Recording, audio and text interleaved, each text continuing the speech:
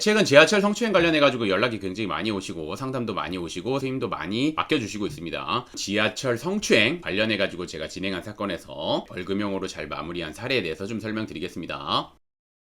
보통 지하철에서 성추행이 발생하면 공중밀집 장소 추행 혐의를 받게 됩니다. 근데 지하철에서 발생했다 하더라도 폭행이나 협박이 수단이 된 경우에는 강제추행 혐의를 받습니다. 처벌은 강제추행 혐의가 더 높습니다. 본 사안 같은 경우는 공중밀집 장소 추행, 즉 성폭법 위반이었습니다. 사안의 개요를 한번 말씀드리면 회사원 A씨는 퇴근을 한 뒤 지하철을 이용해 집으로 가게 되었습니다. 그러던 중 A씨는 앞에 서 있던 B양을 본 뒤 B양의 뒤에 서서 B양의 엉덩이에 성기를 비비게 된 사안입니다. 이후 B양이 A씨를 잡은 다음에 경찰에 신고하자 A씨는 수사기관으로부터 공중밀집 장소 추행 혐의를 받게 되었습니다.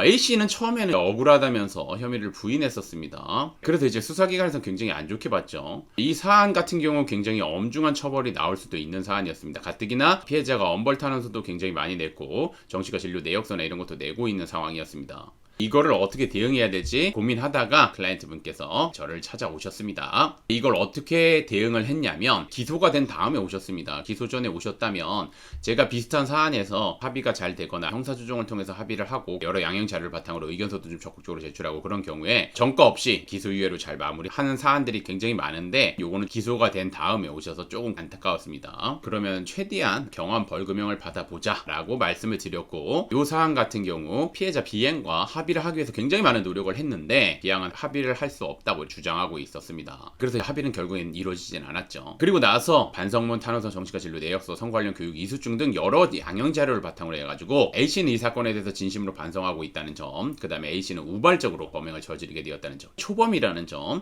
A씨는 B양과 합의에 이르지 못하였으나 합의를 위해서 노력하고 있다는 점, 다시는 재범을 저지르지 않게 해서 정신과 진료를 받고 선고 관련 교육을 이수받기도 하였다는 점, 그 다음에 A씨의 직업적 특성이 있기 때문에 벌금형 얼마 이상을 받게 되면은 직장을 잃을 수도 있는 상황이었습니다. 그렇기 때문에 뭐 그런 부분도 적극적으로 어필했습니다. 그러면서 이번에 하나요 마지막으로 벌금형을 내려달라는 내용의 법률적인 주장을 하고 재판부에다 적극적으로 변론기일에 출석해서 어필을 했고 뿐만 아니라 제가 A씨에 대해서 피고인신문을 진행하면서 이 내용들에 대해서 재판부에 한 번 더 적극적으로 어필했습니다. 결국 이러한 주장을 받아들여 가지고 100만원 미만을 받아서 클라이언트 분이 직을 유지할 수 있었습니다. 100만원이 기준이면은 이분 공무원이셨습니다.